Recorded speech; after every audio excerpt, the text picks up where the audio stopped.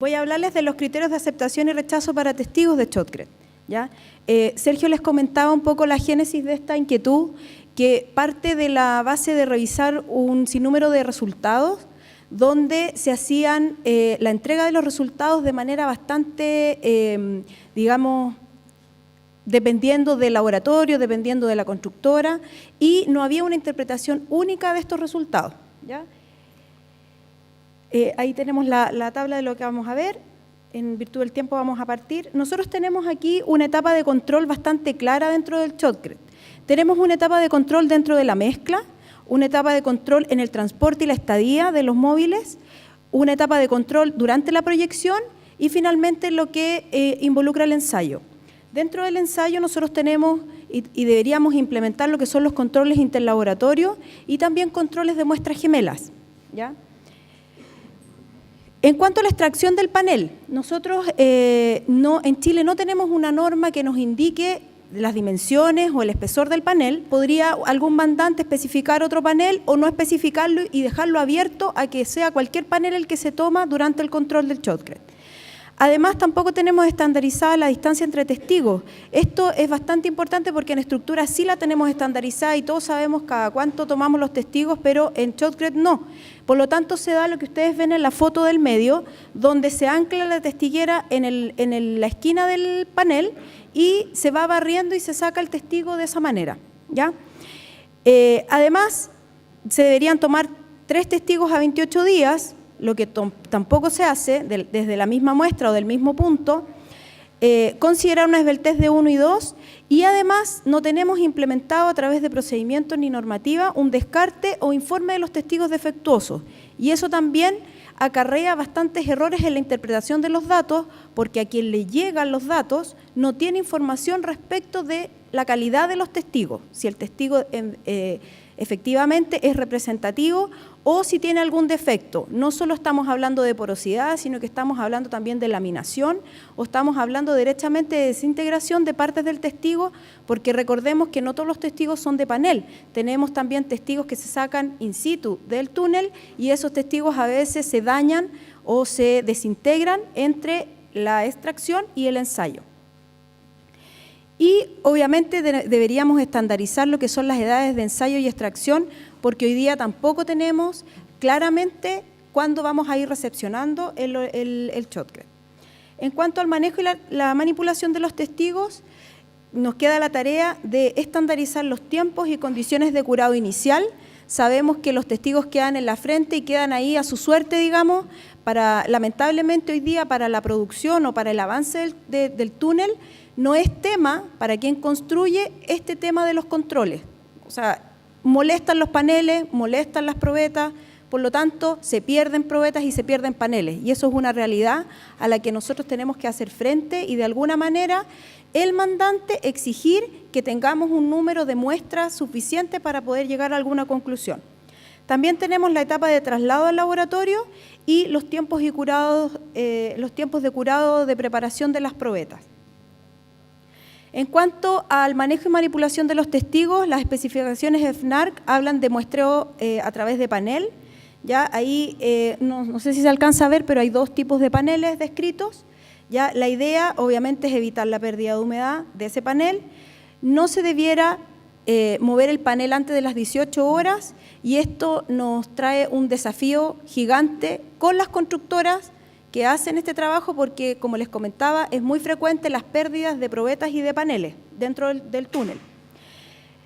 También se debiera curar el panel durante 7 días o hasta la extracción de los testigos y debiéramos hacer extracción de testigos manteniendo desde el borde del panel al menos 12.5 milímetros.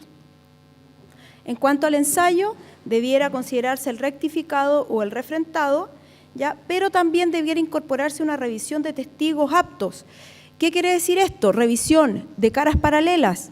Lamentablemente, varias veces yo me he encontrado con testigos que no tienen sus caras paralelas y se ensayan. En Shotcrete pasa bastante. También pensemos que estamos hablando muchas veces de laboratorios prácticamente en obra, que no tienen todos los recursos que pudiéramos tener en un laboratorio regular. Entonces, eso hay que considerarlo. La revisión de los testigos respecto de las caras paralelas, de la porosidad y de los elementos embebidos si es que los hubieran. Todo eso debe quedar constatado en el informe para quien lee el informe pueda hacer una interpretación correcta de los resultados. Y además, debiera categorizarse la calidad de los testigos a través de un registro fotográfico y de una calificación del grado de la probeta según la CTM 1140, ¿ya? Bueno, hoy día lo que tenemos, que estamos todos de acuerdo, es la corrección por esbeltez, ¿ya? Todos los puntos que están en rojo no estamos de acuerdo y cada laboratorio lo hace según sus propios criterios o según los criterios que le imponga la constructora o el mandante.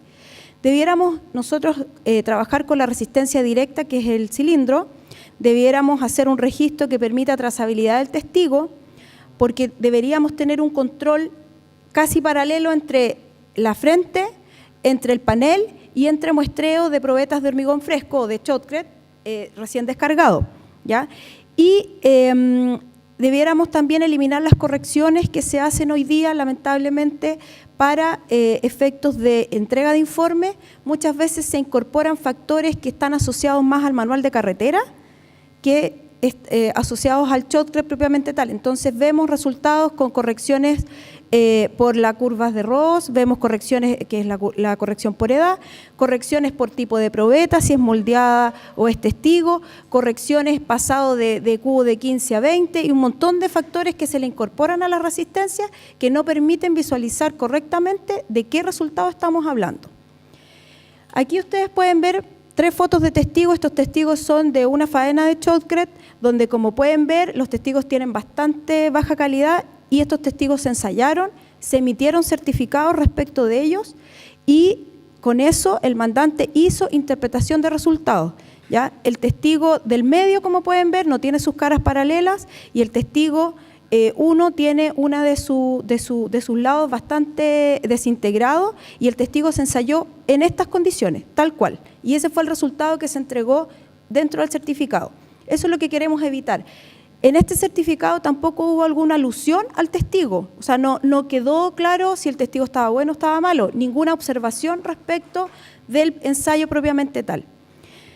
En cuanto a la CTM C1140 de testigos, debiera calificarse el testigo en función del grado del 1 al 5, donde tenemos el grado 1 es el mejor, una probeta sólida, sin laminaciones, ni huecos, ni zonas arenosas, hasta el grado 5, donde el testigo no cumple todas las condiciones anteriores y tiene una calidad pobre. Incorporando esta observación dentro del certificado, nosotros podríamos interpretar correctamente los resultados aludiendo o llegando a la conclusión de que un bajo resultado no necesariamente va a ser por la calidad del hormigón, ¿ya? Y algo que algunos laboratorios ya tienen implementado es el registro fotográfico adjuntado al certificado, porque eso da una muy buena idea de cómo está la probeta. En cuanto a la evaluación de resultados, nosotros en varios análisis que hemos hecho, hemos encontrado que muchas veces se evalúa el shotcrete a través de testigos, simulando que es una muestra o son muestras de hormigón fresco, con todos estos factores de corrección. El shotcrete no debiera, cuando yo lo evalúo por testigo, no debiera calificarse en función de un hormigón fresco. Por lo tanto, no debiera implementarse la norma 1998 en la parte de las muestras consecutivas y lo que involucra la muestra de hormigón fresco, ¿ya? Para eso, yo al final les voy a mostrar una propuesta de varias normas internacionales que nos permiten evaluar el shotcrete correctamente y que permiten también sacar conclusiones dentro de estas etapas que yo les mostraba al principio, ¿ya? En cuanto a las muestras de hormigón fresco, que es de la descarga, ¿cierto?, del hormigón, nosotros vamos a poder hacer una evaluación estadística bajo muestras consecutivas, por ejemplo, si consideramos la muestra de hormigón fresco, ¿ya? Y en cuanto a los testigos, debiéramos seleccionar la norma más adecuada y en esto tenemos que ponernos de acuerdo y por supuesto ahí la tarea es, si es que en algún minuto se discute en la norma de shotcrete, si vamos a tomar los criterios de la norma chilena 1171/2 que hablan de testigos para estructuras, si tomamos una norma austríaca que es una norma de shotcrete y de evaluación de shotcrete o la norma noruega donde se incorporan conceptos de control al productor de hormigón y control de propio de la constructora. ¿Ya? En cuanto a los testigos, tenemos también que diferenciar los testigos in situ y los testigos en panel y obviamente tener estas 3 probetas disponibles para ensayo. En cuanto al hormigón fresco, debiera ser una resistencia de muestra fresca, ¿cierto?, obteniendo el promedio de 2 o 3 probetas moldeadas. Estas son las normas que ustedes pueden considerar o que hemos encontrado dentro de las normas disponibles para evaluación de Shotcrete. Tenemos la norma chilena, que está orientada siempre a lo que es hormigón estructural. Tenemos la norma austríaca, que habla de considerar ciertas desviaciones dentro del proceso. La norma noruega, lo mismo, con una desviación mayor. El ACI 506 y la norma austríaca, noruega, la noruega se divide en productor y en autocontrol al final de la lámina. Ya, dentro de la ACI 506 nos habla de que la resistencia promedio de los 3 testigos debe ser igual o superior al 85% de la resistencia especificada y ningún testigo menos de 75%, que es lo mismo que tenemos nosotros en la norma hoy día, y siempre considerando el promedio de las 3 muestras. En cuanto a los resultados, nosotros que hemos evaluado dentro de tunelería minera, tenemos distintas normas donde se puede ver cumplimiento o no cumplimiento. La norma chilena 1171/2 y la ACTM, que tienen los mismos criterios, ¿cierto?, más el ACI 506, habla de que estas muestras que son reales tienen un cumplimiento total. De ahí vemos la norma austríaca, que es para más de 15 muestras, donde ya tenemos algunos incumplimientos, como ustedes pueden ver debajo de la línea azul, ¿ya? Se ven algunos incumplimientos. La norma noruega para el productor también. Aquí quiero hacer la salvedad porque nosotros deberíamos, en el modelo que propone Noruega, ellos producen y construyen, producen el hormigón y construyen. Nosotros por lo general tenemos un proveedor de hormigón externo y la constructora. Por lo tanto, la figura de controlar al productor debiera pasar por ponernos de acuerdo, porque el control debiera ir a través de probeta fresca y esa probeta fresca debiera correlacionarse con los resultados que nosotros vamos entregando de los paneles y del hormigón in situ. Entonces ahí hay que hacer una consideración, porque obviamente las desviaciones que tiene el proceso del Shotcrete está dividido en varias etapas. Tengo la etapa, ¿cierto?, de fabricación del hormigón, el transporte, la estadía, la proyección no puedo mezclar esas etapas. No puedo evaluar al productor en función de lo que se proyecta, porque la proyección está a cargo del constructor. Entonces, eso es un tema que hay que esclarecer, ¿cierto?, para determinar responsabilidades. Aquí estoy terminando, ya me están prendiendo las luces. Tenemos los resultados donde se puede ver más claramente la comparación entre una norma y otra. La norma austríaca tiene varios incumplimientos. Esta es una serie de datos como de 300 datos. Aquí generamos 5 incumplimientos bajo la norma austríaca y la norma noruega tiene 4 incumplimientos en función de la comparación, porque el criterio más exigente en la norma noruega es para el productor de hormigón. Por eso les comentaba que queda la reflexión ahí de qué se va a discutir o cómo se va a controlar. Las conclusiones, voy a ir rapidito. Verificación de muestras frescas y testigos. Debiera hacerse frecuentemente una correlación entre muestra fresca y testigo para poder determinar diferencia o calidad o dónde está el error del proceso. Evaluación de distintas obras discriminando por Shotcrete de panel o Shotcrete in situ, verificando cumplimientos dependiendo del criterio seleccionado. Revisión de factores de crecimiento. No se deben evaluar testigos a edades distintas de 28 días. Tampoco se debieran hacer estas correcciones que tenemos nosotros incorporadas ya casi en el ADN de nuestro ejercicio profesional, ¿ya? Y ensayar y evaluar 3 testigos a 28 días considerando las calidades de los testigos. ¿Y cuál es la norma recomendada? Tenemos que ponernos de acuerdo. El mandante tiene la facultad de decidir qué norma quiere que se aplique, pero debemos ser súper prudentes en el sentido de diferenciar el control, en qué etapa queremos direccionar ese control. Eso. No sé si las consultas las van a hacer después, don Renato, o es sin consulta. Trate de ajustarme el tiempo. Ya, me dicen que nos quedan un par de minutos, así que podríamos hacer unas pequeñas consultas. Bueno, esa variable, dentro de lo que podríamos decir en el proceso, está involucrada con la proyección del hormigón. Por lo tanto, esa variable la podemos aislar a través de la toma de paneles o la toma de testigos in situ. Y esa variable se puede correlacionar con el resultado que nos dé en hormigón fresco o entre panel in situ. Y con eso podríamos nosotros eliminar o podríamos verificar la condición de presión de aire dentro de otras variables que influyen en el proceso. Acá adelante tenían, don Renato. Bueno.